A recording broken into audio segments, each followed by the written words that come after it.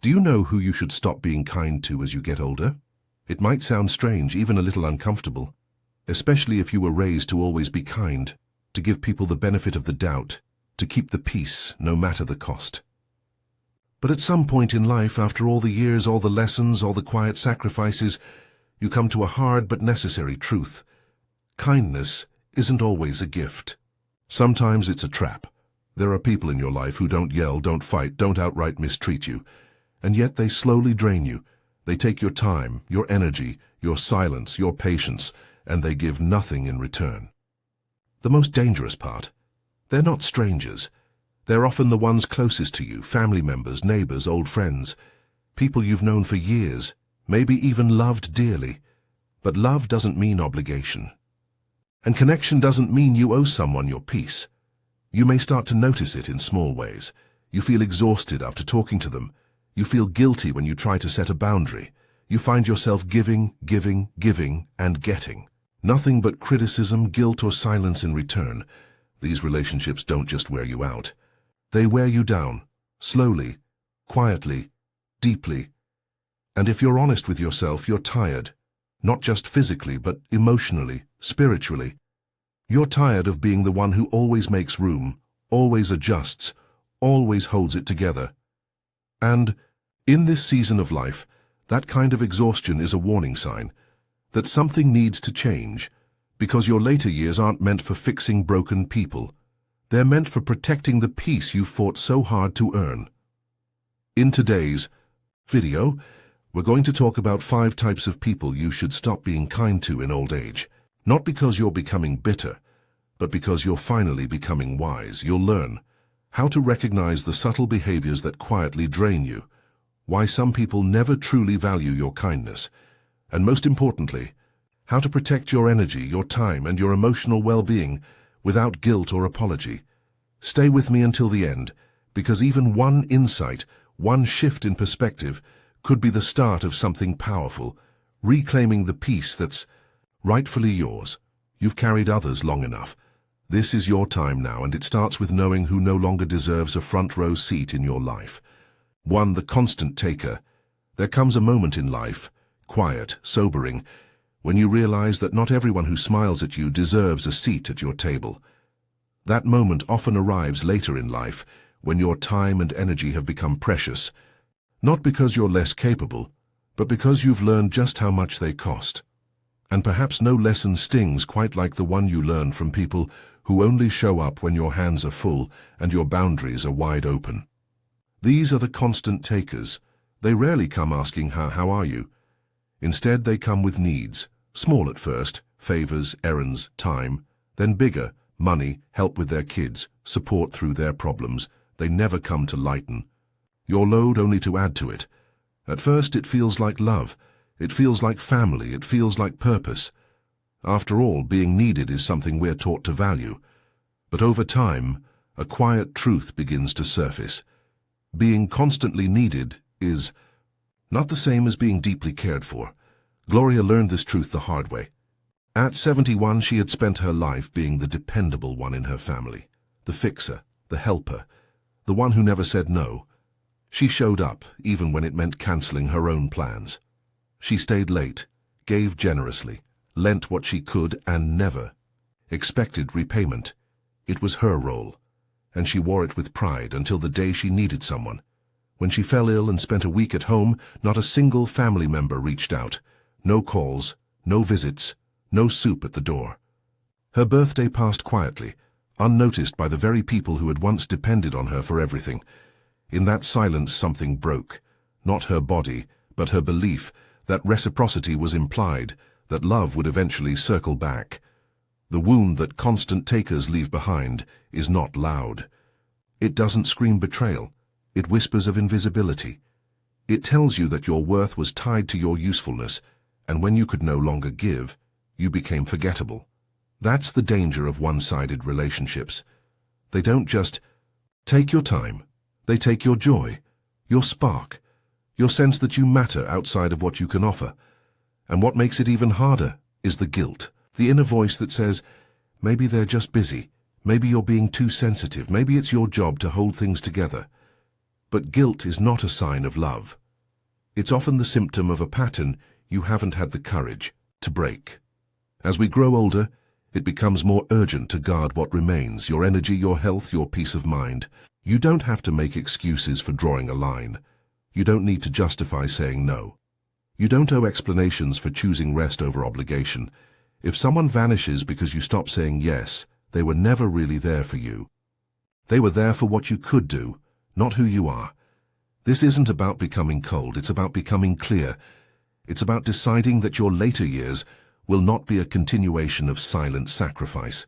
They will be defined by mutual care, by honest presence, by people who give as much as they receive. The time you have now is sacred, and every hour spent should be a source of warmth, not weight. Kindness is beautiful, but only when it flows, both ways. Otherwise it becomes a slow erosion of self, and you, after all you've carried, deserve better than that. 2. The chronic critic. There is a certain kind of pain that doesn't bruise the skin or raise its voice, but instead settles quietly in the soul, word by word, visit by visit.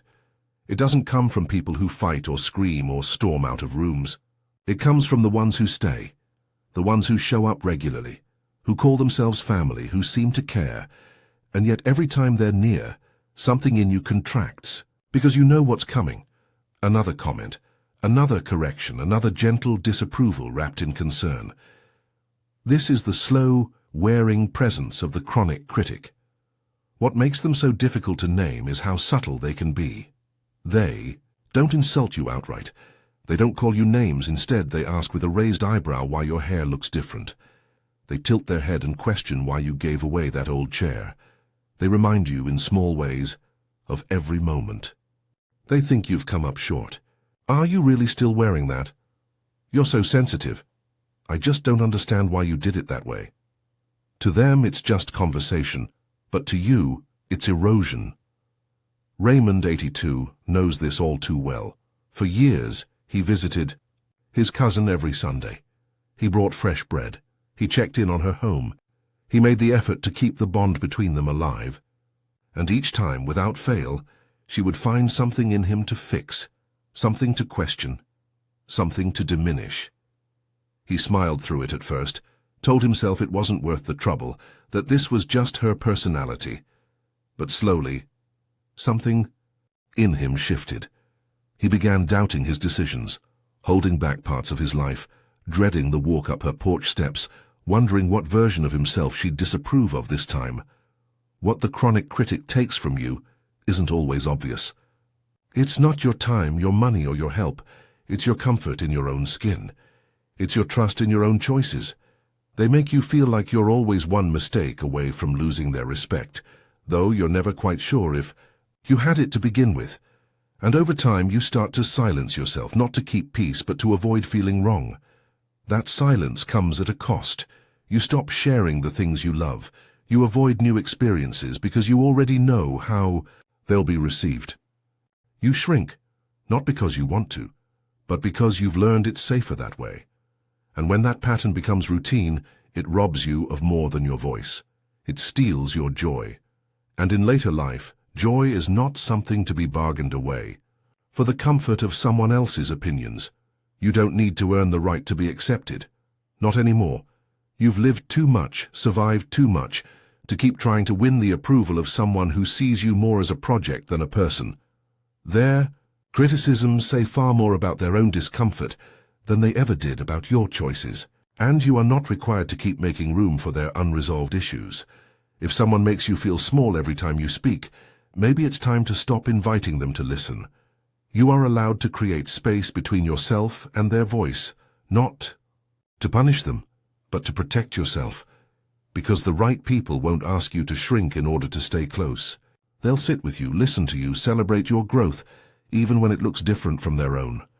Peace in this stage of life is not a luxury, it is your right, and any relationship that chips away at it, no matter how polite, no matter how well dressed in concern, is a cost you no longer need to pay.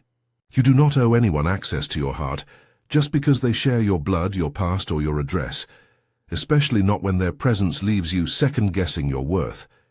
You've earned the right to be yourself, fully and freely. Don't let anyone rewrite that story with their doubts. Let this season be about wholeness, not approval. Let it be about finding your voice again. And finally, letting it be enough. 3. The guilt tripper. There is a kind of heaviness that lingers long after the words are spoken. It doesn't come from shouting or open conflict. It arrives quietly, slipping into the room through a sigh, a silence, or a single sentence designed to plant doubt in your heart. It is the weight of guilt, not the kind you feel when you've truly done something wrong, but the kind that is handed to you by someone who knows exactly how to turn your kindness against you, the kind crafted by those who make you feel like love must always come with a cost. These are the guilt trippers, the people who don't raise their voice but raise the pressure, the ones who never ask directly, but always make you feel as though your refusal is a betrayal. Margaret, 79, lives alone in a modest home filled with memories, a woman who has spent her life showing up for others. She cooks for her family during holidays, remembers birthdays, and still sends handwritten cards even when no one replies. Her niece rarely calls unless she needs something, help with the kids, money for an emergency, a ride somewhere urgent. And when Margaret, feeling tired and overwhelmed, gently says no, she is met with a quiet silence. Or worse, a comment like, "I just thought family would be there for each other." No yelling, no accusations, just a slow withdrawal of affection. That leaves Margaret wondering whether she truly did something wrong. She spends the evening replaying the conversation in her head, questioning whether she's become too selfish, whether she's changed, whether she failed the people she loves. That's how guilt trippers work. They never have to say much. They just open the door to doubt and let you walk through it yourself. They know your soft spots, your loyalty, your sense of duty, your longing to be needed, and they use those qualities not to build closeness, but to secure control. And over time, their presence teaches you to question your own boundaries. You begin to feel responsible for their emotions, their disappointments, even their silence. You apologize when you have nothing to be sorry for. You over-explain simple decisions. You say yes when your heart is screaming no just to avoid the sting of being misunderstood or made to feel cold.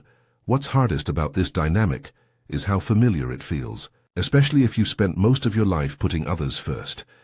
At some point, the line between love and obligation gets so blurry, you forget there's a difference.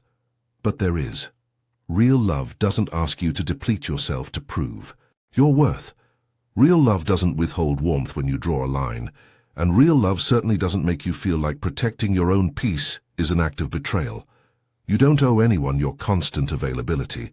You don't have to justify your boundaries or sacrifice your well-being to avoid someone else's disappointment. Saying no does not make you unkind, it makes you honest. And if someone only shows up when they need something and disappears when you express your limits, then what you shared was not love, it was leverage.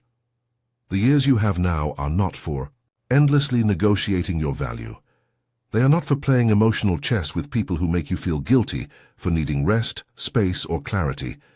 These years are for coming home to yourself, for choosing relationships where care flows both ways and where your no is respected just as much as your yes, for being surrounded by people who celebrate your boundaries as a sign of growth, not selfishness. Letting go of guilt is not about closing your heart. It's about refusing to let others hold the key to it. You are not responsible for how someone reacts to your self-respect. You are only responsible for honoring it. And sometimes, the bravest, kindest thing you can do is walk away from a conversation, a pattern, or even a relationship that only ever made you feel wrong for standing up for yourself. Because peace isn't something you earn by pleasing others.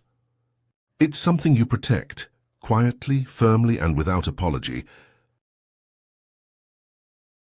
For the secret competitor, not all harm wears a harsh face. Sometimes it smiles at you, claps when you succeed, and says all the right words, at least on the surface. But underneath that polished presence is something colder, more complicated. A quiet competition, a need to measure themselves against you and to make sure that you never shine too brightly beside them. These are the secret competitors, the people who pretend to support you, but in truth they only feel secure when you're playing small. This kind of rivalry doesn't begin with conflict. It begins with closeness, often with someone you trust. A friend, a cousin, a neighbor you've known for decades, someone who's been a witness to your life, who knows your history, your struggles, your hopes. And when something good finally happens for you, when you take a step forward, try something new, reclaim a part of yourself, you expect them to celebrate with you, and they do, or at least they appear to. Helen was 76 when she signed up for her first art class in over 30 years. After decades of putting aside her creativity for the needs of others, she finally decided it was time to pick up the brush again, not to impress anyone, but to reconnect with something that had once brought her joy.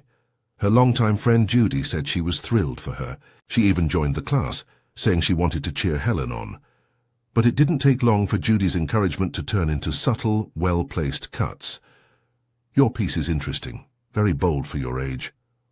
I love how carefree yours looks. I guess technique isn't everything." Comments delivered with a smile, but laced with something else entirely. Helen laughed at first, shrugged them off, but week after week those remarks started to dig a little deeper. She found herself staying quiet during group discussions, doubting her work, even questioning whether she belonged in the class at all. That's what makes secret competition so damaging. It doesn't come at you directly. It creeps in sideways. It uses comparison like a scalpel, cutting you just enough to make you second-guess your light. These are the people who always seem to have a slightly better story, a slightly bigger compliment, a slightly more dramatic success. And somehow, when you're around them, your joy begins to feel like a threat. Your growth feels like a risk. Your voice becomes hesitant, measured and careful.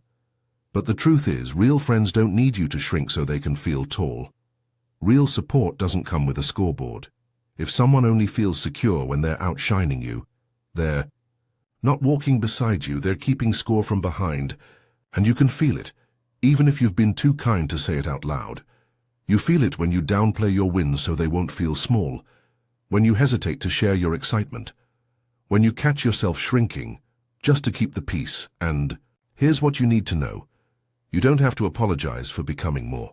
You don't have to feel guilty for being proud of yourself. You've spent years giving, surviving, enduring, and now that you're finally stepping into the things that bring you joy, you deserve people who cheer for you without reservation, people who don't just clap when you win, but mean it, who don't compete quietly while pretending to support you, but instead create space for both of you to thrive. There is no finish line in life where only one of you gets to feel fulfilled. We were never meant to walk this road as opponents. And in this season of your life, you deserve friendships that feel like firelight, warm, open, generous, not cold competition, masked as care. You are allowed to outgrow people who only saw you as a reflection of what they could never be. You're allowed to shine without asking permission, and if your growth offends someone, that's not your burden to carry. You don't need to dim your light to be loved. You only need to remember that the people who truly love you will never ask you to. 5. The passive-aggressive manipulator.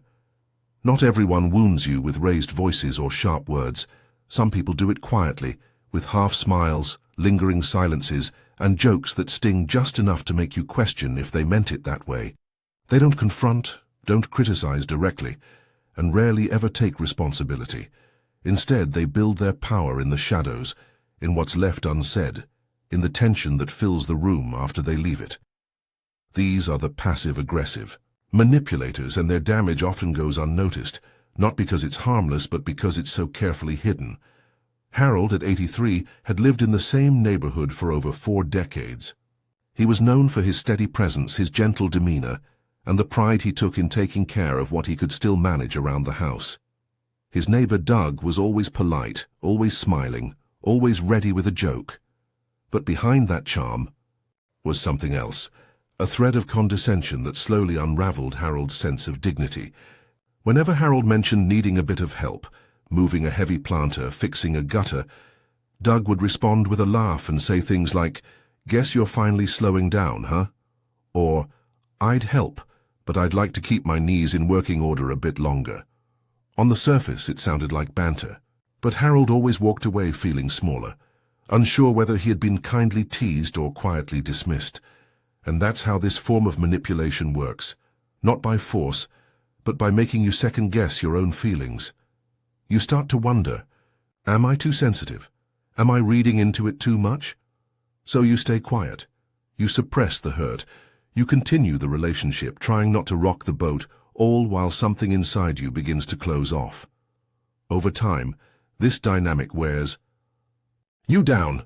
It teaches you not to speak up, not to express needs, not to take up too much space. You find yourself walking on eggshells, bracing for subtle jabs disguised as jokes, rethinking texts before you send them, avoiding certain topics because you know they'll come back to bite you, not directly but sideways, and eventually you start silencing your own voice just to keep a peace that never really existed. The great harm in passive-aggressive behavior is that it creates emotional confusion. You never know where you stand. Affection feels conditional. Help comes with strings. Kindness is laced with criticism. You're constantly decoding their words, trying to interpret their moods, wondering what you did wrong. And for many, especially in later life, the emotional cost of that confusion becomes too high. You've spent a lifetime learning how to love, how to forgive, how to keep relationships together. But love without clarity is not love, it's performance. And forgiveness without honesty becomes permission for someone to keep harming you in ways you can't fully name. You don't have to keep anyone in your life who makes you feel small, even if they do it with a smile. You are not obligated to absorb discomfort just because it's delivered with charm. The years ahead are too precious to waste deciphering double meanings, questioning your own instincts, or trying to please someone who weaponizes politeness to keep you compliant. It's okay to step back from these relationships. You don't have to make a scene, you don't even have to explain. You simply choose peace. You choose not to respond to every passive dig. You choose not to chase clarity from someone who thrives in confusion. And you choose to reclaim the quiet they kept stirring up with their games, because in the final chapters of life, what matters most is peace, not perfection, not performance, and certainly not pretense. Surround yourself with people who mean what they say and say what they mean. Life is too short for counterfeit kindness, and you've lived too long to keep accepting it. Now that you've heard about these 5 types of people, pause for a moment and gently ask yourself, are any of them sitting too close in your life? Are you giving your time, your energy, or your heart to those who only know how to take, who tear down more than they build up, who twist your generosity into something they feel entitled to? The truth is, the older you get, the more precious your peace becomes, not just because you've earned it, but because you've already paid the price for it again and again. You've carried the weight of others, often in silence. You've forgiven things that were never acknowledged. You've made yourself small to keep the peace and put others' comfort ahead of your own well-being, hoping that kindness would be enough to hold things together. But you don't have to keep doing that. Not anymore. These years are not about enduring the same toxic patterns that wore you down in the past. They're about recognizing them, naming them, and finally clearing them out. You have the right to protect your space, your emotional, mental, and spiritual space. You have the right to choose who gets access to your heart, your time, your living room, and your phone. That is not selfish. That is wisdom. Being kind does not mean being endlessly available. It does not mean absorbing the moods, criticisms, or manipulations of people who leave you feeling drained every time they leave the room. It does not mean carrying the emotional burdens of others who refuse to carry any of their own. Kindness, in its truest form, is not about sacrifice without limit. It's about compassion with boundaries and warmth with discernment. And if that means walking away from someone you've known for years, then walk away. If that means saying no more often, then say it, with grace but with finality, because sometimes the greatest act of kindness is the one you finally give to yourself, the kindness of saying, enough. If any part of this message spoke to you, don't let it fade. Let it settle in. Reflect on it, write it down, use it as a turning point. Choose, starting today, to stop giving pieces of yourself to people who never give anything back. Choose to heal, to grow, and to surround yourself with people who truly see you, not for what you can do, but for who you are. Because these years aren't just about surviving. They're about finally living in peace, with fewer battles, fewer explanations, and more truth. And that begins the moment you let go of those who never truly made space for you in the first place. We'd love to hear what part of this resonated with you. What did you learn today? What shift are you ready to make? Share your thoughts with us in the comments. Your story matters, and it might be the very thing that helps someone else begin their healing too. Thank you for spending this time with us. We'll see you in the next video.